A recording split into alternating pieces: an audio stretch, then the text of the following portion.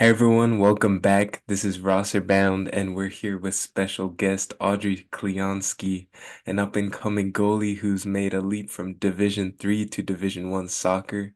She's now at Fordham University. Audrey, it's great to have you here. Thank you. It's great to be here. So let's kick it off with a little bit flashback here. Could you share your soccer journey during high school and club soccer? Yeah, so I started playing soccer when I want to say 10, which is actually pretty late. When it comes to soccer players, they usually start at 4 or 5. So I started when I was 10. I had been playing other sports up until then, but this is the one that I really stuck with. I started playing club when I was 12. I had bounced around from club to club. I was at a club in, back where I live, and then I was all the way out in Pasadena, kind of everywhere. Um, I played, obviously, I played in high school. I didn't, honestly, I didn't really get a lot of minutes in high school. I went from freshman year, I was actually a center back. I wasn't even a goalie. Sophomore year, I didn't see the field. Junior year, I probably got 20 minutes, and then senior year, I went to playing every game, um, which is definitely a transition. So, But so how was that transition, moving from barely playing to getting full game time, all games? yeah, I mean, like any situation like that, it's gonna be a little bit rough to kind of get in at first. Immediately when I started to get the hang of things, it felt a little bit more comfortable, and I would say the girls on the team are probably one of the biggest reasons I felt like I could continue and work so hard from the start to kind of prove myself there because honestly, if it wasn't for the girls on that team, I would not have stuck around on the team. So, Definitely. Team support always lifts you up. So moving on, let's get to the college experience. How did you choose your initial Division 3 college? yeah, so I started off at Lawrence University. Um, I knew I wanted a Division 3 initially because I wanted to focus on academics. I want to go to law school. So I thought that D3 would allow me to be more academically driven and have that time away to focus on things like that. For the first couple months, it was a really great fit. I felt very comfortable. I was getting a ton of minutes starting, and I had the support. And then as time went on, I realized that it kind of wasn't what I was looking for out of a college experience. It was a very small school and a lot of the same faces every day. And I really didn't feel like I got to see that, see things that you're supposed to see in college, go places you're supposed to go. Being in Appleton, Wisconsin, there wasn't really a ton to do. Um, so yeah, that's Definitely. So, as that D3 program, you have the academic side and the college side, but how about that sports side? Like, what was your mindset in the first soccer season there as a freshman? yeah. So my initial mindset was I was going to come out the gate and make an impact, whether that be on the field as a starting player or supporting from the bench, being the loudest player on the bench, or being a practice player, pushing myself to make my teammates better. And I was fortunate enough to earn a starting spot, um, and push myself from there. But it was very much, it was a competitive environment, but it wasn't one that I was used to playing in, given the level that I had played in club. And so I felt like I hadn't pushed myself to the extent that I could have being there. So was that level like a higher level in college compared to your club in high school? Actually the opposite. So high school was not the highest level, but high school Yeah. soccer is high school soccer. Um, Club, I was playing at the highest academy level, where majority of my teammates ended up playing at Washington State, Colorado, um, Duke, just a bunch of big top D1 programs. And I ended up committing to a small D3, which was a choice that I made, and I don't regret it at all. but I just realized that it wasn't really the level of play and the kind of style that I was used to playing all those years. And so part of me kind of felt like I was losing the effort that I had put in initially to get there. Yeah, So, that makes sense. So you wanted to search for that challenge in the D1 program. How did you go through that transition? How did you look for the D1 schools and try to get looks from them? yeah, so I entered the transfer portal. Let's say I entered it on a Monday. By that Thursday, I was committed. By that Saturday, I was flown out there. Um, I initially started with, hey, telling coaches, hey, I'm in the transfer portal. This is my NCAA ID number. I would love if you look at my highlights, give me a call if you have a chance. And I sent probably well over 200 emails because at that point I did not know where I was going to end up. I didn't have my heart set on playing Division One. I just needed a change. And I was fortunate enough to be picked up by a Division One program, which maybe it's luck. But it was very much just open communication with the coaches, constantly showing interest and always trying to find a way to connect back to them, whether it be, hey, I saw the score of this game, just wanted to check in, see how the team is doing, how are you doing, just continually showing that interest. And so I would say that played a huge role in where I am now and the kind of offers that I got coming out of the transfer portal. Definitely, definitely. So as with your stats being kind of a little on the shorter side, but would you say your highlights in playing like made up for that, or did your height still like impede your looks from the D1 level? Oh, 100%. My height, unfortunately being 5'2", I am not vertically gifted. Um, Usually female goalkeepers are around 5'8", 5'9" average. Hmm. So that was definitely a challenge I did have to overcome. I had a couple of coaches tell me that they had a roster spot for me, but it wasn't going to be scholarship because I needed to be a certain height in order to earn that scholarship money. Um, which it is what it is, and I ended up finding a good place where I'm at. But I will say that being shorter definitely impacted my search for the right fit. But at the same time, I feel like it wouldn't have been led here and I wouldn't have had the opportunity that I do have at Fordham without it.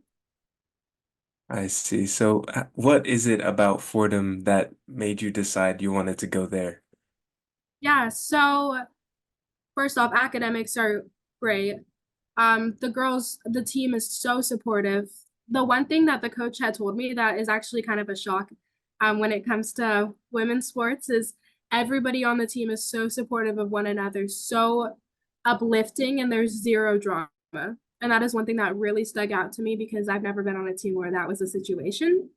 Everyone gets along, everybody pushes each other. I would say there's not a single player on the team who outshines everyone else. As a unit, we're all very, very, very strong, and there's no individual player who kind of sets the tone for the rest of the team. It's teamwork that really helps us get the job done. The campus is beautiful. It is in the Bronx, but it is gated, super green, super pretty, perfect size, and everyone's so supportive. The coaching staff has been nothing short of supportive, and I'm so blessed to have the opportunity that I have here with such great people. Seems like a sure decision to me. So now that you're at the D1 level, how have your goals and expectations for yourself like evolved? Yeah, I would say regardless when I was at the D1 level versus the D3, my constant goal was just to strive to be the best that I am capable of being. So regardless if that's at whatever level I'm at, I'm going to push myself to exceed expectations and to prove me as a person and me as a player. So whether that be being more brave or more aggressive, having better communication, any of those attributes that I can contribute, I'm going to put in aside from the physical aspect of things. So I definitely kept that mindset coming in.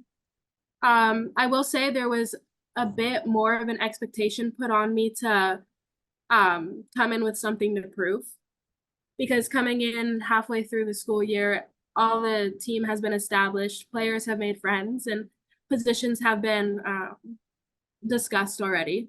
And so coming in, I felt like it was my job to prove that I deserved to be there. And so I kind of came in with a little bit of an underdog mentality. One from being a D3 to D1 athlete, and then two from being how short that I am. I definitely came in with the mindset that I had something to prove and that I was not going to let anything get in my way.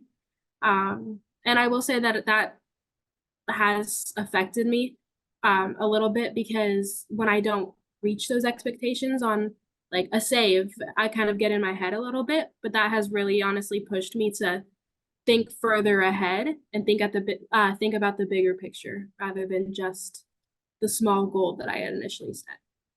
Definitely, I think the mindset is a big part of success at the higher level. So, how do you balance intense training and games with academic responsibilities? How do you manage both? I don't go out. I feel like that's a good place to start. I usually just it's either the field, the cafe, or my dorm. We lift at 7 a.m.s. We have 7 a.m. lifts.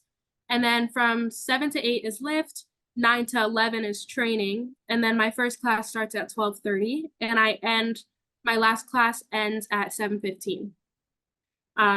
So it's definitely work. But I will tell you, no matter how far, my parents are very much supportive and constantly checking in, making sure that I'm keeping everything together and getting what I need done. Um, in terms of managing the actual athletic responsibility with the schoolwork, I will say that I probably spend as much time on the field as I do completing school activities, um, which is a lot of time. Nothing wrong with that, but it's very intense. And that is also a pretty big change that I went through coming from a D3 program, but it's one that honestly my grades are better here because I feel like I have that structure than they were back at Lawrence. So I see. Yeah, that's a good balance. Gotta balance it somehow, so. you gotta make it work. Um, so what are your aspirations in soccer after you get out of college? Do you want to go pro or another path? What's it looking like? Um, so my whole thing about being a college athlete is I want to push myself to the furthest I can and know that I want to be able to prove to myself that I made it. And I Yeah, want to be able to show everybody who, whether it be anyone who doubted me or anyone who supported me and my family and everyone, that I did get to the level that I wanted to be at. And for me, that level has always been D1. As of right now, I don't think I have any intention of playing professional. Maybe if there was a little bit more money in it, that would be a different story. yeah. But for right now, the goal is to finish undergrad, go to law school, and become a practicing lawyer back in California. Sounds like a great plan. So I know you talked about how you don't go out much besides academics and on the field, but how would you like relax in that situation since you are like bogged down with all your work? How would you Yeah, relax and unwind? I think a lot of it is I journal. So whether it be, while I'm doing homework, I'll take a little break and just write down something about my day or um straight after practice, go in and write how I felt I did at practice. Just finding little ways to kind of be an outlet. I actually tend to, it helps me calm down a lot after practice. Sometimes I'll just lay on the floor for like 5 minutes just to recap about how it went, how I can improve. One thing I did well, one thing to work on. And that really helps just kind of soothe the nerves and stay organized. I would say a lot of it too is FaceTiming my brother. When I'm on FaceTime with Aiden, I really don't think about anything else. And so it's just a very good way for me to stay focused on um, staying relaxed while still using him as motivation to keep pushing myself too, because I want to set a good example for him as well. I see. Well, that's a great journey from high school to college, and thank you for all your insight on the college journey and the college process. So basically, just gonna wrap it up here. Your story was definitely inspiring, your perseverance and getting to your level while being like not as gifted in the height department, but that's all right. You still made it. Um, and your mentality, you just keep on going, and thank you for that inspiring story. Yeah, thank you for having me. It's great to see you. Great to see you too.